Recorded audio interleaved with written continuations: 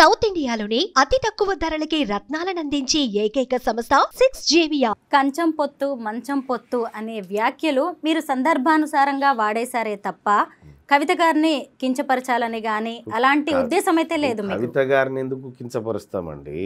కవిత గారిని ఎందుకు కించపరుస్తాం? వాళ్ళేళ్ళ 10 ఏళ్ళ పరిపాలన చూడలేదా?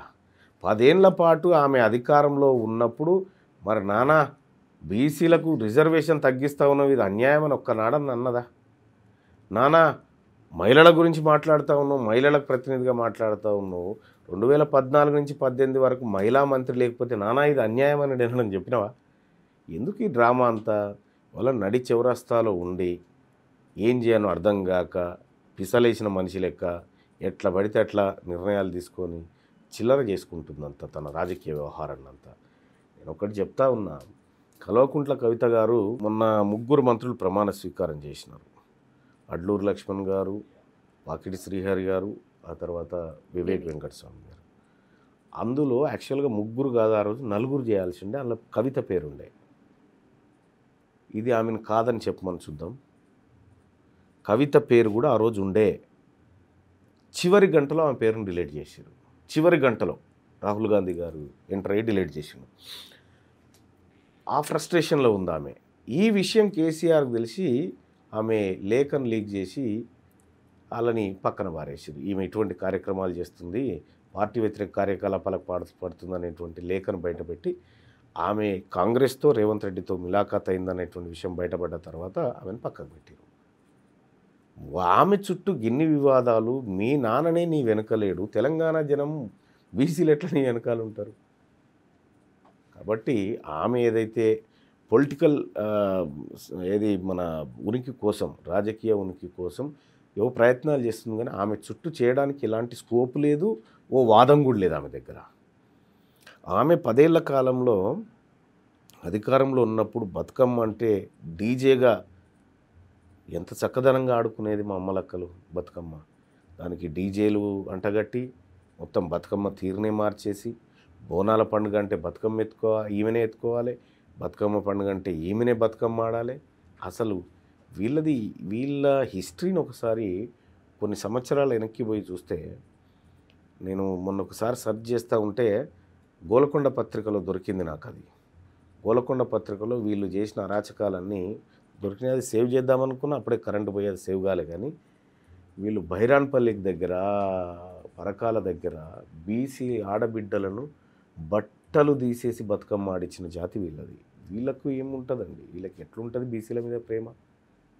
కాబట్టి ఈమెకు నైతిక హక్కే లేదు బీసీల గురించి మాట్లాడడానికి. గతంలోనే ఆమె కాంగ్రెస్ మంత్రిగా ప్రమాణ స్వీకారం చేయాల్సి ఉండే అని పెద్ద బాంబులు పేల్చారు మీరు. ఇక మీదట భవిష్యత్తులో అయినా కాంగ్రెస్ మంత్రి అయ్యే ఛాన్స్ ఉందా ఎమ్మెల్సీ కవిత గారు? నెక్స్ట్ ఎక్స్పాన్షన్లో చూస్తామని ఆమెను మళ్ళీ బుధగారు ఇచ్చినారు. నెక్స్ట్ ఎక్స్పాన్షన్ కోసం ఆమె ఆశ పెట్టుకొని ఆర్డినెన్స్ బాగుంది, రేవంత్ రెడ్డి గారి పరిపాలన బాగుందని ఎందుకు చెప్తుంది అనుకుంటున్నావు? అందులో భాగంగానే చెప్తా ఉంది ఇవన్నీ. అంటే గతంలో కూడా రేవంత్ రెడ్డి గారికి కవిత గారికి వ్యాపార సంబంధాలు ఉండేటి, మంచి సత్సంబంధాలు ఉండేటి వారి మధ్య. సో అదే ఇవాళ ఆమె నమ్ముకున్నటువంటిది. ఎట్లాగైనా రేవంత్ రెడ్డి గారు సీఎం గారు ఉన్నారు కాబట్టి నాకు కొంత అండ దొరుకుతుందని, తద్వారా నా కుటుంబాన్ని నాశనం చేయొచ్చు అనేటువంటి ఆలోచన ఆమెకు ఉంది. అదే చిట్చాట్లో ఎమ్మెల్సీ కవిత ఇంకొన్ని వ్యాఖ్యలు చేశారు తీన్మార్ మల్లన్నకి సంబంధించి. అసలు ఆయన జనాభా లెక్కల్లో కూడా లేరు, తీన్మార్ మల్లన్న ఎవరో కూడా నాకు తెలియదు అన్నారు. మీ అయ్యని అడుగు చెప్తాడు తీన్మార్ మల్లన్న ఎవరో, మీ అన్నని అడుగు చెప్తాడు తీన్మార్ మల్లన్న ఎవరో, మీ బావని అడుగు చెప్తాడు. తీన్మార్ మల్లన్న ఎవరో వాళ్ళని అడుగు చెప్తాడు. తీన్మార్ మల్లన్న వాళ్ళ అయ్యా నాతో పెట్టుకొని అలసిపోయి ఇంట్లో పన్నాడు ఫామ్ హౌస్లో, వాళ్ళ అన్న నాతో పెట్టుకొని అలసిపోయి కొట్లాడి ఇంట్లో పన్నాడు. తీన్మార్ మల్లన్న ఇక్కడే ఉన్నాడు. వాళ్ళు అంతో ఇంతో ఉద్యమాలు అవ్వో మన్నో మశాడమో చేసి బతికిరు. కానీ నువ్వైతే కూడబెట్టిన కూడుకాడికి వచ్చి పాలు తీసుకుంటున్నటువంటి మహిళవు, నీకు ఆ ఉద్యమ సోయి లేదు, నీకు ఆ ఆలోచన లేదు. నీ ఇంట్లో ఉన్న ఫ్రస్ట్రేషన్ అంతా తీసుకొచ్చి మంది మీద పెడతా అంటే ఈడ పడడానికి ఇవ్వడానికి సిద్ధంగా ఉండా? జనాభా లెక్కలలో తీన్మార్ మల్లన్న ఉన్నాడా లేదా అనేది, నేను ఎలక్టెడ్ ఎమ్మెల్సీ, నీవు మీ నాయన వేసిన బిచ్చం తీసుకొని వచ్చినావు. నువ్వు మేనేజ్మెంట్ కోట, నేనేమో ఎలక్టెడ్ 10 లక్షల మంది పట్టభద్రుల చేత ఎన్నుకొని రాబడినటువంటి నేను. మీ నాయన సరే పో బిడ్డ ఉండిపో, ఎందుకు ఏడుస్తున్నావు, ఎంపీ పోయింది కదా అని ఇస్తే వచ్చింది నువ్వు. వాళ్ళ తీన్మార్ మల్లన్న ఎవరు, ఆమె దగ్గర ఐఎస్ఐ మార్కు నాకేం అక్కర్లేదండి. నేనేందో ప్రజలకు తెలుసు, నేనేందో అందరికీ తెలుసు, ఆమెకు తప్ప. క్యూ న్యూస్ కార్యాలయం మీద దాడి, ఆ తర్వాత పరిణామాలతో ఎక్కడ కూడా బీఆర్ఎస్ కనీసం స్పందించలేదు, కవిత గారికి మద్దతు కూడా తెలపలేదు. తర్వాత చూసినప్పుడు బొగ్గు గనుల కార్మిక సంఘం బాధ్యతల నుంచి కూడా తప్పించింది. ఎందుకు ఇవన్నీ జరిగాయంటారు? అంటే ఆమె చేసింది అంటే ఆర్డినెన్స్ బాగుందని ఈమె బుక్క గులాలు చల్లుకోవడము, తర్వాత కాంగ్రెస్ పార్టీలో చేరి మినిస్టర్ పోస్ట్ తీసుకోవడం అనేటువంటిది అంటే ఏంటంటే ఒక రకంగా బీఆర్ఎస్ పార్టీని ఉరికమ్మ మీదకి ఎక్కించడం అన్నట్టు. అంత పెద్ద పొలిటికల్ డిస్టర్బెన్స్ క్రియేట్ చేయాలనుకుంది ఒకటి. రెండోది ఇక్కడ కేసీఆర్ గారికి తెలుసు కదా, ఆయన తెలుగులో అంతో ఎంతో కొంత నైపుణ్యత ఉన్నది ఆయనకు. ఆయన సందేశం రాసిన పుస్తకంలోంచి ఉన్న పదమే అది సహజంగా తెలంగాణలో వాడుకునేటువంటి ఒక పల్లెటూరు సామెత అని ఆయనకు తెలుసు. కేటీ రామారావు గారికి కూడా తెలుసు ఇదంతా. ఇది అందులో ఏం పాడైందా, ఏం లేదు, వట్టిగానే ఈ పోరు అవలపోరు ఉన్నది అని చెప్పి ఆయనే అనుకునే పరిస్థితి. అందుకోసమే ఆమె మద్దతు ఇవ్వలే. ఆమె ఏదైనా మంచి కార్యక్రమం చేస్తే ఎవడన్నా మద్దతు ఇస్తాడు, కానీ గీ చిల్లర కార్యక్రమాలు చేస్తే ఎవడు మద్దతు ఇస్తాడు?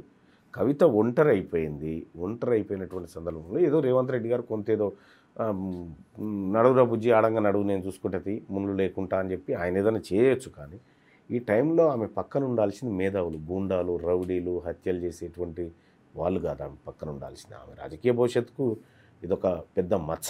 ఇప్పుడు మనం కల్వకుంట్ల కవిత గారి గురించి మాట్లాడుకుంటున్నాం, కానీ మీరు గతంలో కుల గణన ప్రతుల్ని కూడా దగ్ధం చేశారు వరంగల్ సభలో. ఏకంగా సీఎం మీద కూడా వ్యాఖ్యలు చేశారు. ఎందుకు ఇలా? అంటే అధికార విపక్షాలను వేటిని కూడా మీరు వదిలిపెట్టరు. అంటే నేను అన్యాయాన్ని అన్యాయమే అని చెప్తా, న్యాయాన్ని న్యాయం అని చెప్తా. మనము తెలంగాణ సోషియో ఎకనామిక్ అవుట్లుక్ 2025-26 బుక్లో తెలంగాణ జనాభా 4,21,00,000 అని మనమే చెప్పినాం. తెలంగాణ ప్రభుత్వమే ముద్రించి అసెంబ్లీలో టేబుల్ మీద పెట్టింది సభ్యులకు. ఇక మీరు చూసుకోండి, తెలంగాణ జనాభా 4,21,00,000 ఉందని చెప్పింది మొన్ననే. మళ్ళా కులగణన చేసి 3,74,00,000 మంది ఉన్నారంటే ఈ 50 లక్షల మంది ఎడిపోయినట్టు. ఈ 50 లక్షల మంది సమాధులన్నా చూపించాలి, డెత్ సర్టిఫికేట్లన్నా చూపించాలి. ఇది తప్పుడు లెక్క. నిజంగా నువ్వు చేసింది జెన్యూన్గా కుల సర్వే కరెక్టే అయి ఉంటే ఫలానా ఊర్లో ఫలానా కులం వాళ్ళు ఇంతమంది ఉన్నారు అని ఆ గ్రామ పంచాయతీ కాడ లెక్క ఎందుకు పెట్టలేకపోయినావు? ఇప్పటి వరకు ఏ కులం వాళ్ళు ఎంతమంది ఉన్నారు ఎందుకు చెప్తలేను? చేసింది ఫేక్ సర్వే కాబట్టి ప్రజల్ని కొత్తగా ఈ 50 లక్షల మంది బీసీలు కనుమరుగైపోయి కొత్తగా 16-17 లక్షల మంది ఓసీలు పుట్టుకొచ్చారు. మళ్ళా ఇంత అద్భుతమైన సర్వే భూప్రపంచం మీద ఏడ జరగదు. అందుకోసమే అది తప్పుల తడక సర్వేని కాల్చివేయడం జరిగింది. కాంగ్రెస్ పార్టీలోనే ఉండొచ్చు అప్పుడు, కానీ కాల్చివేయడం జరిగింది. ఎందుకు కాల్చివేసినా ఈ ప్రజలకు మోసం చేస్తూ ఉంది పార్టీ అని. నేను ప్రభుత్వం వైపు లేను, ప్రజల వైపు ఉన్నా కాబట్టి కాల్చగలిగిన.